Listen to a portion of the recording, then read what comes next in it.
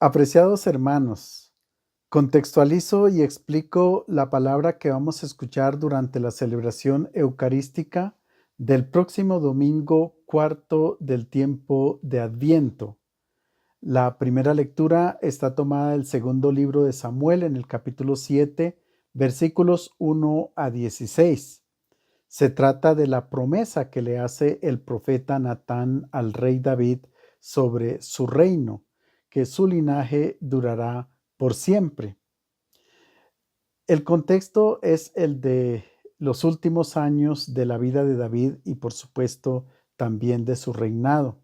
Fueron años signados por conflictos a nivel familiar y a nivel del reino. A nivel del reino se vislumbraba ya el conflicto y por supuesto la separación entre las tribus del norte y las tribus del sur. Pero a nivel familiar había unos crímenes entre los hermanos precisamente por el poder. De hecho que Amón, que era el amado, el primogénito del rey David, fue asesinado por su hermano Absalón. Y Absalón se rebeló contra el papá a fin de quitarle también el poder. Armó su ejército y lo persiguió por todas partes para quitarle el poder. Pero fue asesinado por el jefe del ejército, Joab. Y entonces quedaría Adonías, que era el cuarto hijo, pero la esposa de David, Betsabé, era muy ambiciosa y no quería que fuera Adonías el rey, el sucesor, sino que fuese Salomón. Y por supuesto que cuando Salomón asume el poder, entonces también muere Adonías por orden de Salomón. Entonces, en este ambiente es que se ubica nuestro pasaje. ¿Por qué? Porque David pensó construir un templo al Señor para que pudiera él vivir en una casa digna, porque el rey vivía verdaderamente en un palacio, mientras que el Dios de Israel vivía en una tienda de campaña, construida con pieles. Esto no era justo y de buena intención, entonces David consulta con Natán precisamente porque necesita la aprobación del profeta para que él ayude a convencer al pueblo de que colaboren con esta empresa.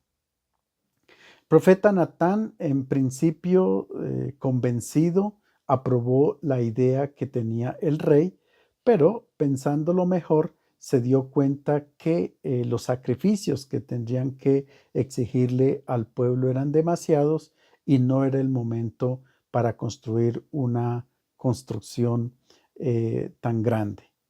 Entonces, aquí viene el pasaje.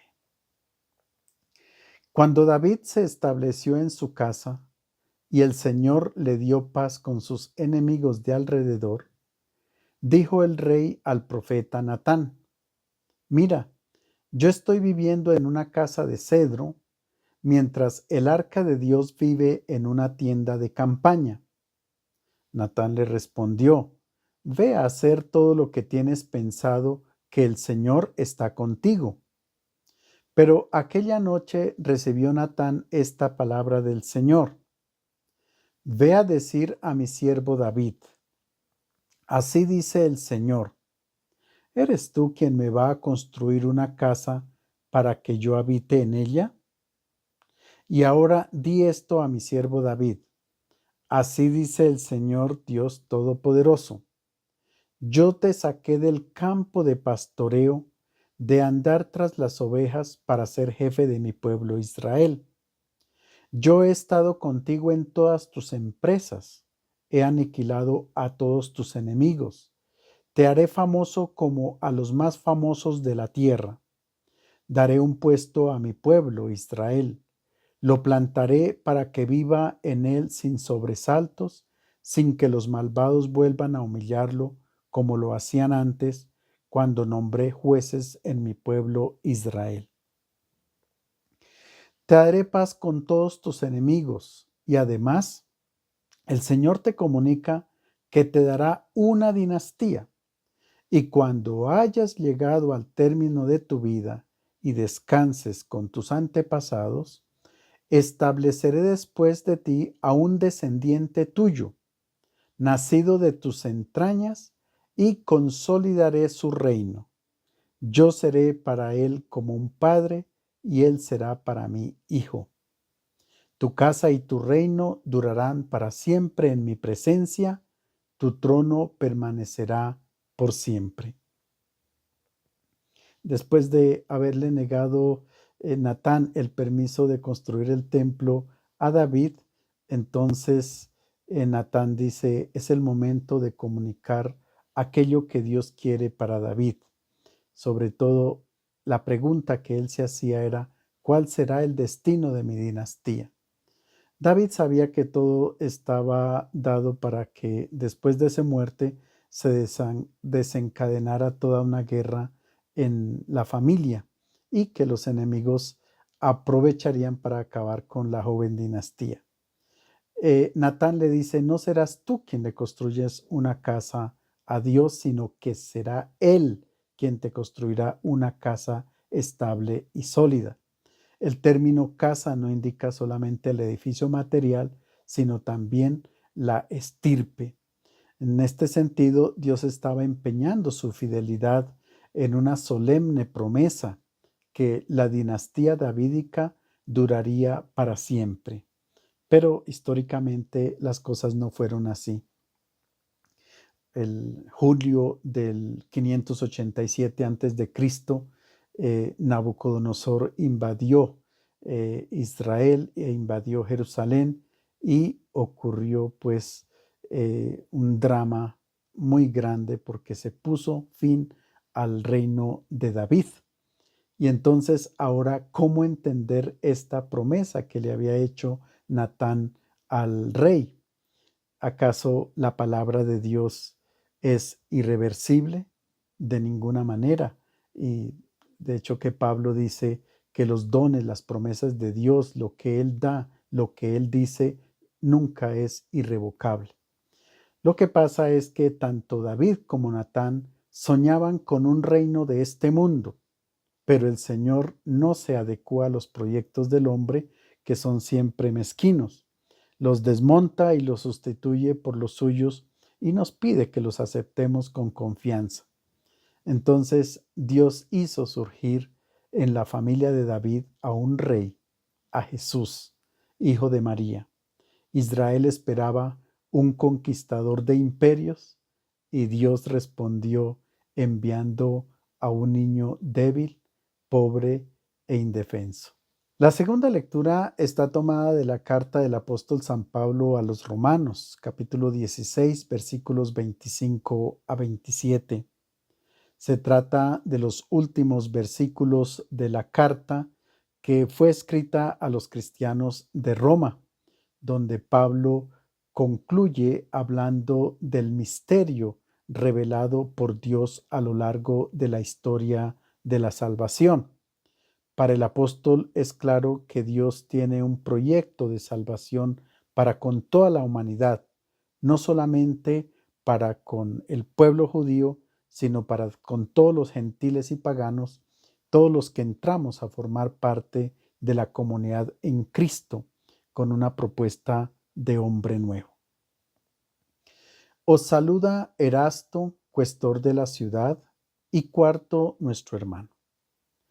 A aquel que puede consolidaros conforme al Evangelio mío y la predicación de Jesucristo, revelación de un misterio mantenido en secreto durante siglos eternos, pero manifestado al presente por las Escrituras que lo predicen, por disposición del Dios eterno, dado a conocer a todos los gentiles para obediencia de la fe, a Dios, el único sabio por Jesucristo, a Él la gloria por los siglos de los siglos. Amén.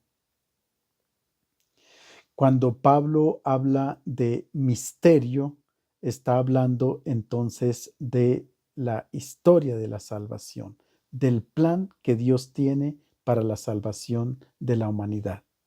La palabra misterio viene del verbo griego mio, que significa callar, y terio es el lugar donde se hace silencio, el lugar donde se calla, para poder revelar poco a poco lo que sucede allí en este ambiente un poco secreto.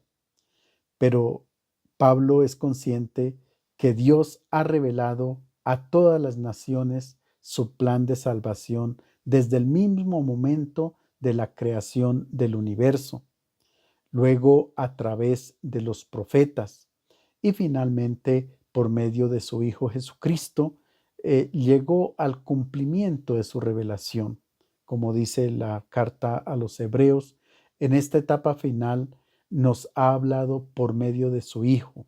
Él es el reflejo de su gloria, la imagen misma de lo que Dios es. Cuando nosotros celebramos la vigilia pascual, donde leemos todo el resumen de la historia de la salvación, nos damos cuenta cómo Dios ha guiado y se ha manifestado, se ha revelado a lo largo de la historia. Y concretamente hoy se manifiesta por medio de su Hijo, revelación perfecta de Dios, en nuestra propia vida y en nuestra propia historia. El Evangelio está tomado de San Lucas, capítulo 1, versículos 26 a 38. Se trata del hermoso pasaje de la anunciación del arcángel San Gabriel a María Santísima acerca del nacimiento del niño Jesús. Para comprender este relato de una mejor manera, nos toca insertarnos dentro de otros relatos muy similares, parecidos, que se encuentran a lo largo del texto bíblico. En circunstancias difíciles se anuncia el nacimiento de estos niños. Por ejemplo, Isaac es concebido cuando su madre es estéril, tiene 90 años, y Abraham tiene 100. La madre de Sansón y la de Samuel son estériles. Los padres de Juan el Bautista son viejos y además Elizabeth es estéril. Por supuesto que el nacimiento de Jesús también se encuentra dentro de una situación difícil y extraordinaria. María es virgen y no ha tenido relaciones con su marido.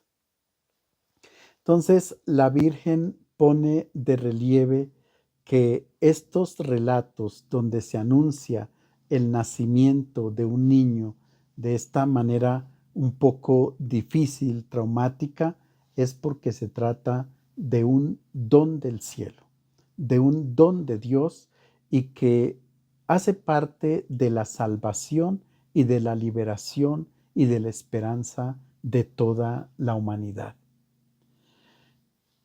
Los anuncios de vocación también, por ejemplo, la de Moisés, la de Gedeón, descubrimos nosotros un esquema muy similar, idéntico al que encontramos en el relato que vamos a meditar.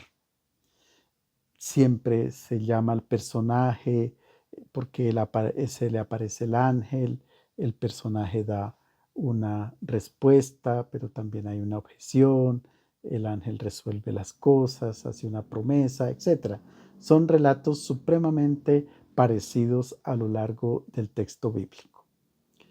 Pues bien, aquí estamos entonces ante un relato que compone el evangelista Lucas para su comunidad y que ahí estamos todos nosotros implicados. No se trata tanto de ponernos a pensar si fue real, qué hora del día sería, cómo vestía el ángel, cómo estaba María, qué estaba haciendo. Sería que fue un relato de crónica, lo que nos quiso comunicar el evangelista, o María más bien tuvo esta intuición interna dentro de su corazón de que Dios la llamaba para esta misión. No, se trata es de que los creyentes pongamos toda la atención, no tanto en las emociones interiores de María o en la manera como se expresa el ángel, sino en quién es este niño del cual se anuncia su nacimiento. La escena ha estado siempre representada en el arte, bellísimos cuadros, imágenes de la escena de la anunciación del arcángel Gabriel a María Santísima. Y cuando en el siglo XVIII, a raíz del iluminismo, se aplicó la crítica literaria al texto bíblico, ya se dejó de representar esta escena en el arte. ¿Por qué? ¿De qué estoy hablando? Estoy hablando que a raíz del modernismo y del iluminismo y de la crítica literaria, cuando se aplicó los géneros para analizar los géneros literarios de la literatura universal, también se cogió el texto bíblico para decir qué es lo que está escrito allí, cómo está escrito, de qué manera, qué clase de relatos son los que contienen la Biblia. Y entonces se dieron cuenta que más que un hecho de cronología, este relato lo que está es indicando un mensaje central que es totalmente teológico y que viene a ayudarnos a crecer en nuestra espiritualidad. Como dice San Pablo, cuando llegó la plenitud del tiempo, envió Dios a su Hijo nacido de mujer, nacido bajo la ley, a fin de que redimiera a los que estaban bajo la ley, para que recibiéramos la adopción de hijos. ¿Cómo María toma conciencia de esto? Nosotros no lo sabemos. Y nos gustaría saber más, pero no lo sabemos. Lo que sí sabemos es que hay que tener en cuenta dos cosas para interpretar este texto. Primero que todo, la tradición bíblica. Es decir, el primer testamento bien estudiadito en nuestra cabeza para poder comprender todos los elementos que nos trae el Segundo Testamento y concretamente los evangelios y muy puntualmente nuestro relato. Y en segundo lugar, que no se trata de hechos totalmente contados como si fuera una crónica del periódico, sino que se trata de una página bíblica que contiene una alta teología. Vamos entonces a escuchar y analizar el texto. El sexto mes envió Dios al ángel Gabriel a una ciudad de Galilea llamada Nazaret, a una virgen desposada con un hombre llamado José, de la familia de David, y la virgen se llamaba María. Expliquemos hasta aquí. Nosotros quisiéramos saber la fecha exacta de este acontecimiento y tomarla de la historia profana, de la historia del Imperio Romano, por ejemplo, del año 746 de la fundación de Roma, o el 192 de las últimas Olimpiadas, o el año 20 del reinado de César Augusto, o el 29 de Herodes el Grande, o el 9 de la proclamación del Arapachis, proclamado por todo el Imperio Romano, un altar a la diosa Pax, para significar que en el Imperio Romano habría totalmente paz. Lucas no toma ninguna de esas fechas. Dice el sexto mes, es decir, lo toma del anuncio del ángel a Zacarías y ya va el sexto mes de ese anuncio de que Elizabeth va a concebir un niño que se llamará Juan el Bautista. 6 meses después de un hecho, de una obra de Dios, no de un dato cronológico de la historia humana. Ahora bien, el lugar es la Galilea, una región despreciada porque habitaban los paganos. Es la imagen de una humanidad que está llena de pecados y que necesita la liberación. Nazaret, una pequeñísima aldea que había sido habitada unos 2000 años antes de Cristo, ¿sí?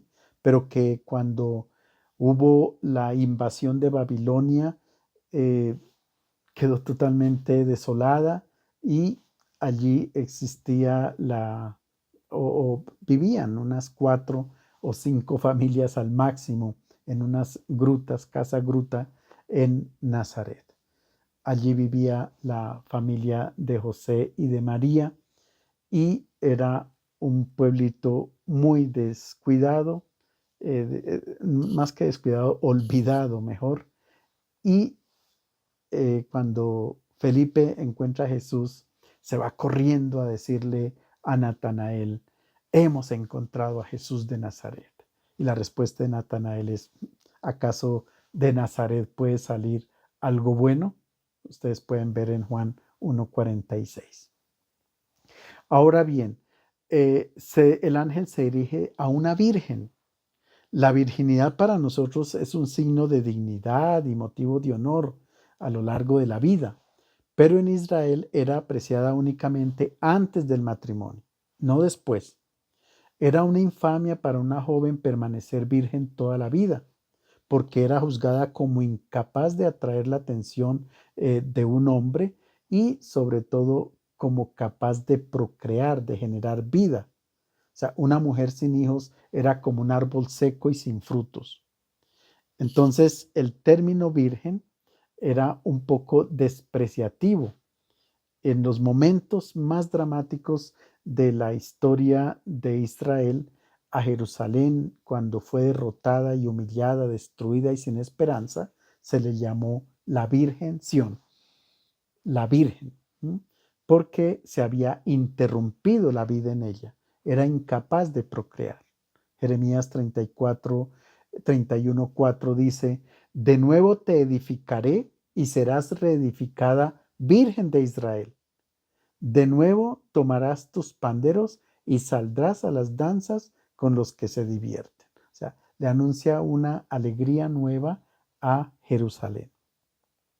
Jeremías 14:17, viertan lágrimas mis ojos noche y día y no cesen porque de gran quebranto ha sido quebrantada la Virgen, hija de mi pueblo, de una dolorosa herida muy grave. Y Amós capítulo 5 versículo 2, ha caído, no volverá a levantarse la Virgen de Israel, abandonada yace en su tierra, no hay quien la levante. Es una imagen entonces para identificar al pueblo de Israel y en este momento María entonces representa a toda la humanidad que está necesitada de la presencia de Dios. De hecho que María dirá en el Magnificat, el que es grande ha mirado la humildad de su sierva. María es grande, se hace fecunda, se hace llena de vida. De hecho que el nombre María significa la excelsa, la que ha sido elevada en alto, y es un nombre muy común en los evangelios. En el versículo 28 el texto dice, entró el ángel a donde estaba ella y le dijo, alégrate llena de gracia, el Señor está contigo. Qué saludo tan extraño, porque el saludo normal era shalom, la shalom, todas las bendiciones que Dios quiere dar a otra persona, así no me las dé a mí. Eso es la shalom. Pero no se dice shalom, se dice alégrate llena de gracia, el Señor está contigo. Y estas palabras María las tenía muy en su cabeza porque eran las palabras que pronunciaban los profetas a la Virgen Sión, es decir, a Jerusalén y en general a Israel.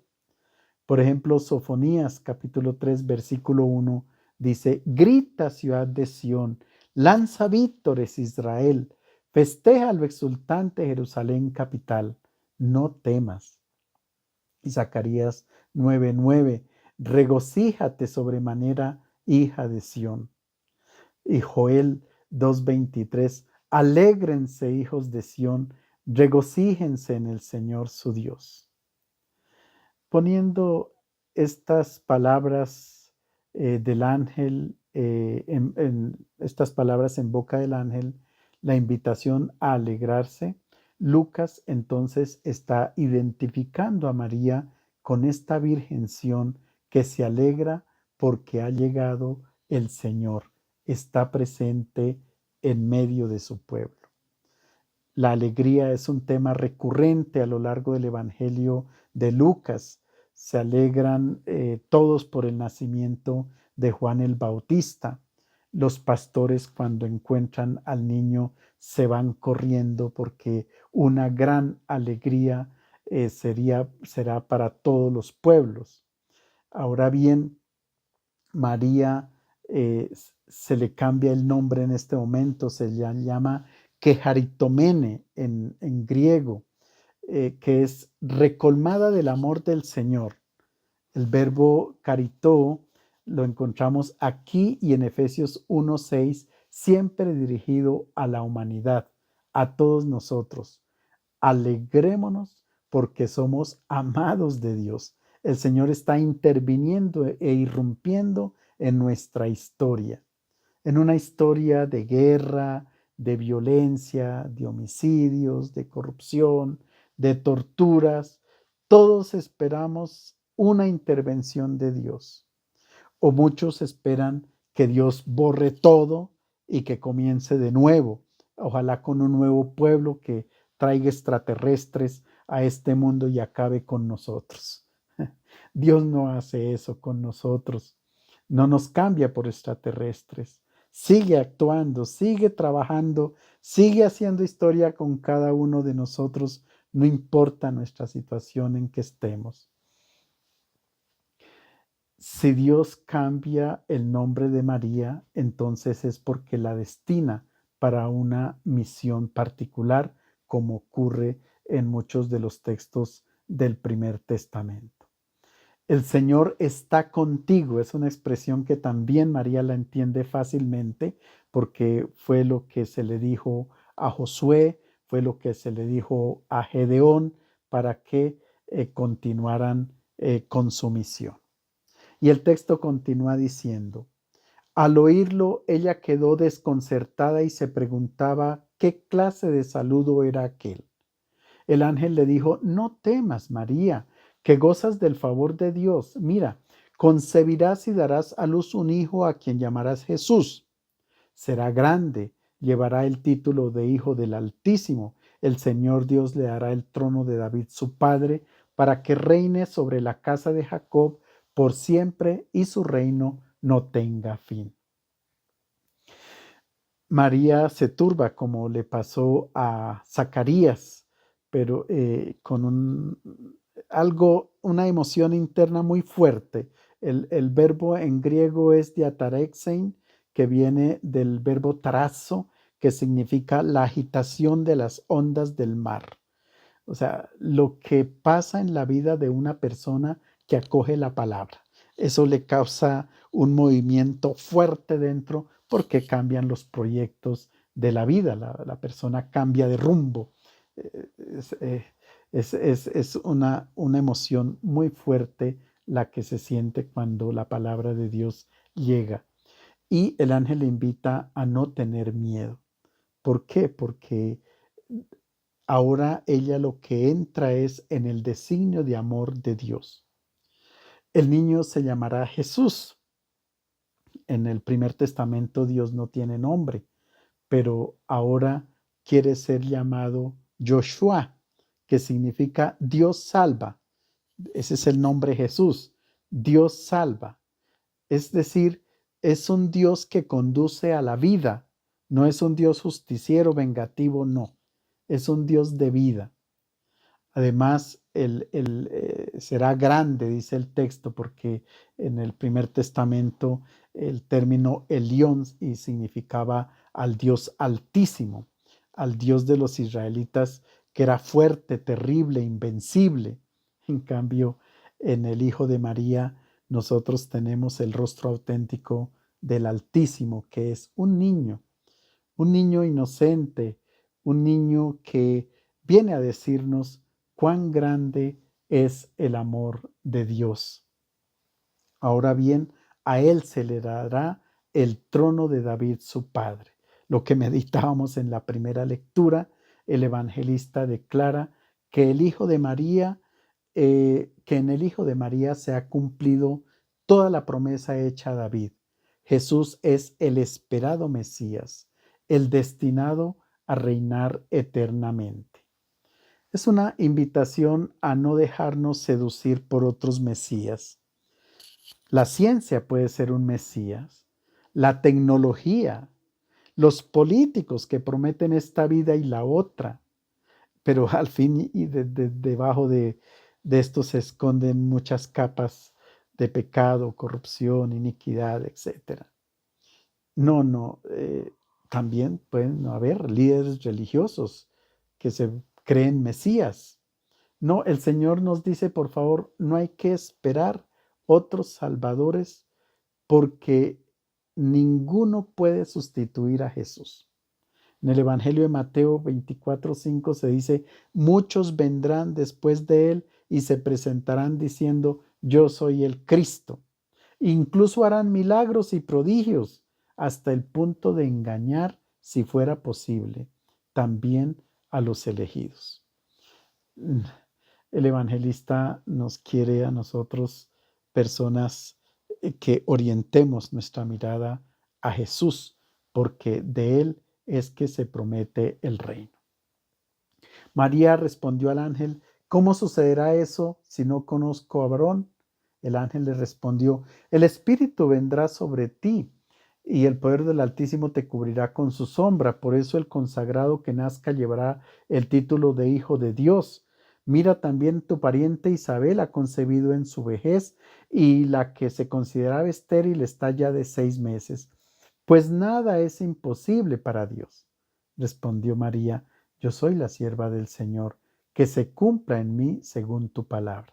Y el ángel se fue. María en este momento ya no duda como Zacarías, sino que piensa en cómo insertarse definitivamente en el proyecto de Dios. Esa es su máxima preocupación. Pero el decir sierva no implica que ella renuncie a su inteligencia, a su libertad. No, de ninguna manera. Ella es muy responsable de su decisión. Por eso María es el modelo de la respuesta a Dios, porque Dios no nos pide cancelar nuestra inteligencia o nuestra libertad para adherirnos totalmente a Él. Absolutamente no. Eso lo hacen las ideologías, pero no el cristianismo auténtico, verdadero. Nos eleva en la dignidad humana, no nos degrada, como lo hacen las ideologías. El texto dice, Espíritu Santo descenderá sobre ti. No dice el Espíritu, no. En griego es neutro y en hebreo es femenino. El Espíritu significa la fuerza creacional de Dios. El ángel le dice a María, una fuerza creadora entrará dentro de ti. Aquí hay una nueva creación.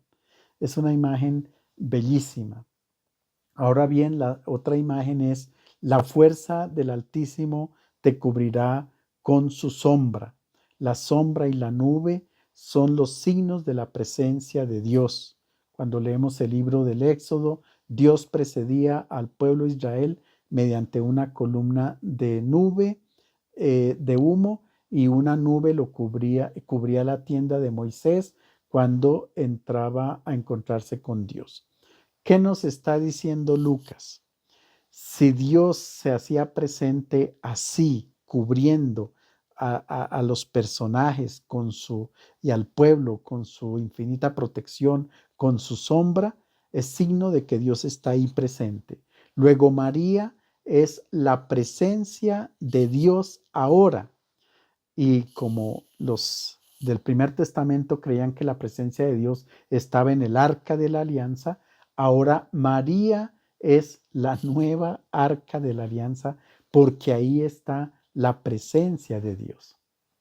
Lucas está confesando la fe en la divinidad del Hijo de María. El único signo que se da es que Elizabeth ya está encinta. María dice, heme aquí, aquí estoy, Señor. La expresión hebrea es hineni, que significa aquí estoy listo para obrar. Aquí estoy. Heme aquí. Y esto está en boca de Abraham, en boca de Samuel, en boca de los profetas. Es decir, María entra dentro de esa historia profética con su nuevo proyecto de vida.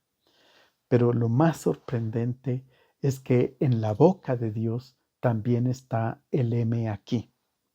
En Isaías 58:9, invocarás al Señor y Él responderá, aquí estoy, heme aquí. Y también esto lo podemos nosotros experimentar en la oración. Dios está disponible también para nuestro encuentro. Él también nos responde, heme aquí. En el capítulo 52, versículo 6 de Isaías, el Señor revela definitivamente su nombre. Por eso mi pueblo conocerá mi nombre en aquel día y comprenderá que yo soy el que decía, aquí estoy, heme aquí. Ese es el nombre de Dios, heme aquí. Finalmente, el Hijo de María nos dice quién es Dios, cuál es el Dios en el que nosotros creemos. Es un Dios niño, y lo que Él nos enseña ahora como niño también nos lo enseña como grande y siempre es una verdad. El niño tiene la necesidad de caricias y de afecto. Si no, entonces se pone a llorar.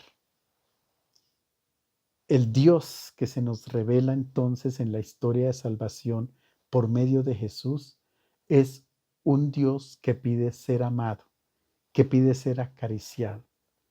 Entrando en la dinámica de su amor, es que nosotros podemos ser verdaderamente felices. Les deseo a todos un feliz domingo.